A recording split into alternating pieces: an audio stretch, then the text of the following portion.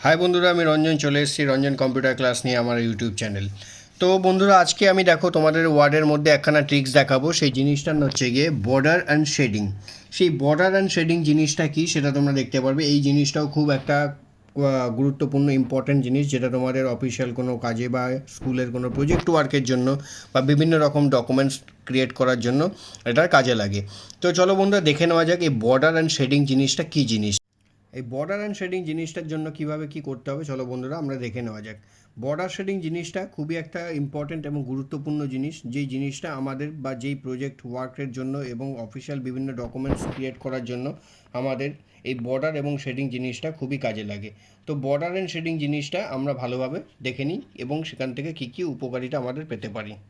তো বন্ধুরা চলো, এখানে দেখার জন্য দেখতে হবে প্রথমে আমাদের ডিজাইন অপশানের মধ্যে আসতে হবে। এখানে বিভিন্ন রকমের অপশান রয়েছে, তো এখান থেকে আমাদের ডিজাইন অপশানটার মধ্যে আসতে হবে। এখান থেকে দেখো, এখানে এই ডিজাইন অপশানটার মধ্যে আসতে হবে। এই ডিজাইন অপশানে আসার পর এখান থেকে দেখো বন্ধুরা, পেজ বর্ডার বলে অপশানটা রয়েছে। এই পেজ বর্ডার অপশানটাতে ক্লিক করতে হবে।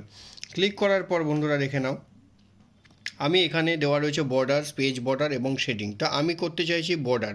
তো প্রথমে আমাকে বর্ডারে ক্লিক করব। বর্ডারে ক্লিক করার পর আমি বর্ডারটাকে বক্স অনুযায়ী আনতে চাইছি, তাহলে বক্স অনুযায়ী করব। করার পর এখানে দেখো বিভিন্ন রকম লাইনের ডেপথ দেওয়া রয়েছে। আমি যদি এখান থেকে ডেপথগুলোকে সিলেক্ট করতে চাই, তাহলে সেরকম অনুযায়ী আমি ডেপথ সিলেক্ট করব। সাপোজ আমি এই ডেপথটাকে সিলেক্ট করব, তাহলে এখান থেকে আমি সিলেক্ট করলাম। করার পর এখানে দেখো শ্যাডো অপশান রয়েছে। এখানে তুমি যদি শ্যাডো দিতে চাও, 3D অপশান রয়েছে, 3D অপশান দিতে চাও, এবং এখানে কালার রয়েছে। তুমি যদি কোনো রকম কোনো কালারও দিতে চাও, তাহলে এখান থেকেও তুমি সেই কালার সিলেক্ট করতে পারো। করার পরে বন্ধুরা দেখো, এখানে অ্যাপ্লাই টু অপশানের মধ্যে দুটো অপশান দেওয়া রয়েছে, একটা হচ্ছে টেক্সট, একটা হচ্ছে প্যারাগ্রাফ। তা আমি যদি শুধু টেক্সট অপশানটাকে করি, তাহলে শুধুমাত্র টেক্সট লেখাটার মধ্যে আসবে। আমি যদি প্যারাগ্রাফ অপশান করি, তাহলে পুরোমাত্র প্যারাগ্রাফ অপশানটার মধ্যে চলে আসবে। তো আমি যদি এখান থেকে টেক্সট অপশানটাকে সিলেক্ট করলাম, টেক্সট অপশানটাকে সিলেক্ট করার পর এখান থেকে ওকে করলাম। তো দেখো বন্ধুরা, আমি যেই অপশানটা করেছি, এখানে সুন্দরভাবে একটা এখানে টেক্সটের মধ্যে বর্ডার চলে এলো এবং তার পেছনে একখানা শ্যাডো চলে এলো, কারণ আমি ডিজাইনটা এরকম শ্যাডোর মতন দিয়েছি। এবার বন্ধুরা চলো, আমরা যদি দেখতে চাই এই বর্ডার ছাড়া আমরা শেডিং কী করে করব, সিমিলারলিভাবে আমাদেরকে যেতে হবে হচ্ছে গিয়ে পেজ বর্ডার অপশানে। এই পেজ বর্ডার অপশানে যাওয়ার পর এখান থেকে শেডিং অপশানে যাব। শেডিং অপশানে যাওয়ার পর বন্ধুরা দেখো, এখান থেকে বিভিন্ন রকমের কালার অপশান দেওয়া রয়েছে। আমি এখান থেকে কোনো একটা কালার সিলেক্ট করব। সিলেক্ট করার পর এখান থেকে টেক্সট এবং এখান থেকে প্যারাগ্রাফ অপশান আছে। আমি ধরো এখান থেকে প্যারাগ্রাফ অপশানটা সিলেক্ট করলাম।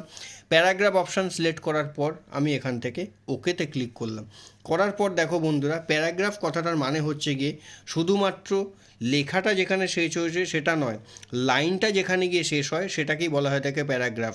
তো এখানে কিন্তু আমি যেহেতু প্যারাগ্রাফ অপশানটা করলাম, তার জন্য কিন্তু লাইনটা যত দূর অবধি শেষ হবে বা শেষ হতে চলেছে বা শেষ হতে পারে, তত দূর অবধি কিন্তু এই শেডিংটা নিয়ে নিয়েছে, লেখাটা অবধি কিন্তু আসেনি।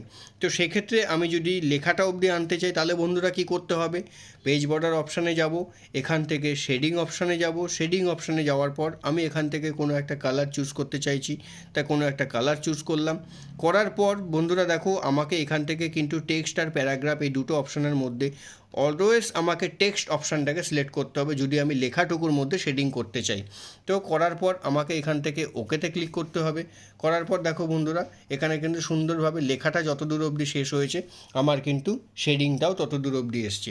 মাথায় রাখবে বন্ধুরা, শেডিং আর বর্ডার এই দুটোর মধ্যে ডিফারেন্স হচ্ছে, শেডিং মানে বক্সের মতন হয়ে লেখাটার পেছন থেকে পুরো শেড হয়ে থাকবে, আর আর বর্ডার মানে হচ্ছে এই লেখাটার মধ্যে শুধুমাত্র বক্স হয়ে থাকবে। দুটোর কিন্তু দেখার এবং ডিজাইনিং জিনিসটা পুরোপুরি এক, বাট তাদের কিন্তু কার্যকারিতাটা আলাদা। তো এটাকে যদি আলাদা করে আবার আগের অবস্থায় নিয়ে যেতে হয়, তাহলে কিন্তু বন্ধুরা তোমাদেরকে আবার এই অংশটাকে সিলেক্ট করতে হবে। সিলেক্ট করার পর পেজ বর্ডার অপশানে যাবে, এখানে শেডিং অপশানটায় যাবে। শেডিং অপশানটায় যাওয়ার পর এখান থেকে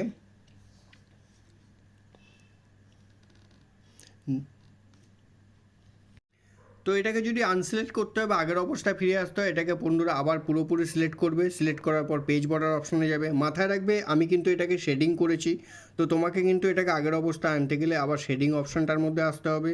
এখানে কোনো কালার ছাড়া আমি অন্যান্য কোনো কালার দেবো না, উইদাউট শেডিং করবো, মানে শেডিংটাকে হাঁটাবো, মানে সরিয়ে দেবো, তার জন্য এখানে নো কালার অপশানটাই থাকবে। করার পর আমি কিন্তু এটা দেখো বন্ধুরা, তোমাদেরকে দেখিয়ে দিচ্ছি। আমি কিন্তু এটাই করেছিলাম শুধুমাত্র টেক্সট অপশানটার মধ্যে, তোমরা দেখতেই পাচ্ছ টেক্সট অপশানটার মধ্যে। সুতরাং সরানোর জন্যও কিন্তু বন্ধুরা তোমাদের কিন্তু এখানে এই প্যারাগ্রাফ অপশান রাখলে চলবে না, এখান থেকে টেক্সট অপশানটাকে সিলেক্ট করতে হবে। করার পর এখানে কিন্তু ওকে করতে হবে। বারবার করে বলছি বন্ধুরা, টেক্সট আর প্যারাগ্রাফ এই দুটো অপশানকে কিন্তু তোমরা অবশ্যই খেয়ালে রাখবে। যদি তোমরা টেক্সটের মধ্যে শেডিং করো তো সরানোর সময় তোমাদের টেক্সট সিলেক্ট করতে হবে, যদি তোমরা প্যারাগ্রাফের মধ্যে শেডিং করো তাহলেও কিন্তু সরানোর সময় তোমাদেরকে প্যারাগ্রাফ সিলেক্ট করতে হবে। তো আমি কিন্তু বন্ধুরা টেক্সটের মধ্যে সিলেক্ট করেছি শেডিং করার সময়, সেই কারণে সরানোর জন্য আমি টেক্সট সিলেক্ট করে এখান থেকে ওকে করব। তো টেক্সট আমি সিলেক্ট করলাম, করার পর এখান থেকে ওকে করলাম, করার পর বাইরে একবার ক্লিক করব, দেখবে এখান থেকে শেডিংটা সরে যাবে। দেখো বন্ধুরা তোমাদেরকে দেখিয়ে দিচ্ছি।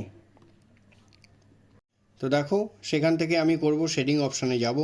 এখান থেকে কিন্তু নো কালার অপশানে যাওয়ার পর এখান থেকে কিন্তু আমি নো কালার বা এখান থেকে আমাকে হোয়াইট অপশানটাকে সিলেক্ট করতে হবে। করার পর এখান থেকে আমি টেক্সটের মধ্যে করেছি, তো সুতরাং এখান থেকে আমাকে টেক্সট সিলেক্ট করতে হবে। করার পর এখান থেকে ওকে করব। দেখো বন্ধুরা সেই শেডিংটা কিন্তু সরে গেল। তো বর্ডার অ্যান্ড শেডিংয়ের কাজ আমরা এইভাবেই করতে পারি। এবার বন্ধুরা তোমাদেরকে আরেকটা জিনিস দেখাচ্ছি, সেটা হচ্ছে গিয়ে পেজ বর্ডার। আমি একটা পেজকে পুরোপুরি বর্ডার করতে চাইলে সেই জিনিসটাকে আমি কি করে করব, সেই জিনিসটা হচ্ছে পেজ বর্ডার। তো পেজ বর্ডার করতে গেলেও বন্ধুরা দেখো এখানে অপশান রয়েছে পেজ বর্ডার, এবং এই পেজ বর্ডার অপশানে ক্লিক করার পর বর্ডার আর শেডিংয়ের মাঝখানেই রয়েছে এই পেজ বর্ডার অপশানটা। এই পেজ বর্ডার অপশানটার মধ্যে আমি ক্লিক করলে এখানে দেখো বিভিন্ন রকমের অপশান দেওয়া রয়েছে, বক্স, শ্যাডো, 3D, কাস্টমস, বিভিন্ন রকমের অপশান দেওয়া রয়েছে। এখানে লাইনের ডেপথ দেওয়া রয়েছে, আমি যেই ডেপথ অনুযায়ী নিতে চাইছি সেই ডেপথ সিলেক্ট করব। এখান থেকে কালার দেওয়া রয়েছে, আমি যদি কোনো কালারে নিতে চাই তাহলে কালার সিলেক্ট করব, এবং কালার নেওয়ার পর সেই লাইনের উইথটা কতটা রাখতে চাইছি সেটাও আমি এখান থেকে সিলেক্ট করতে পারবো। করার পর আমি বন্ধুরা পুরো ডকুমেন্টসটার মধ্যে চাইছি, না শুধুমাত্র ফার্স্ট পেজের মধ্যে চাইছি, না অন্যান্য কোনো সেকশন যেটা আমার সিলেক্ট করা থাকবে সেটার মধ্যে চাইছি, সেটা আমি এখান থেকে সিলেক্ট করতে পারবো। তা আমি চাইছি পুরো ডকুমেন্টসের মধ্যে সিলেক্ট করতে, তার জন্য এখান থেকে আমাকে হোল ডকুমেন্ট সিলেক্ট করলাম, করার পর এখান থেকে ওকে করলাম। তো বন্ধুরা দেখো একটা কিন্তু পেজের মধ্যে আমার কিন্তু পুরো এই একটা বর্ডার চলে এসেছে, হোল পেজটার মধ্যে কিন্তু আমার এই একটা বর্ডার চলে এসেছে। তোমরা সুন্দরভাবে দেখতে পাচ্ছ যে হোল পেজটার মধ্যে কিন্তু একটা বর্ডার চলে এসেছে। এইভাবে তোমরা একটা পেজকে সৌন্দর্যায়ন করার রূপ দিতে গেলে এরকমভাবে পেজ বর্ডার দিয়ে তোমরা সেটাকে অবস্থায় আনতে পারো।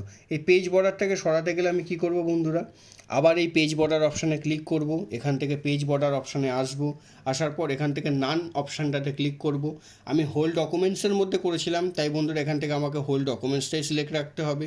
করার পর এখান থেকে ওকে করব, দেখো পেজ বর্ডার অপশানটা সরে যাবে।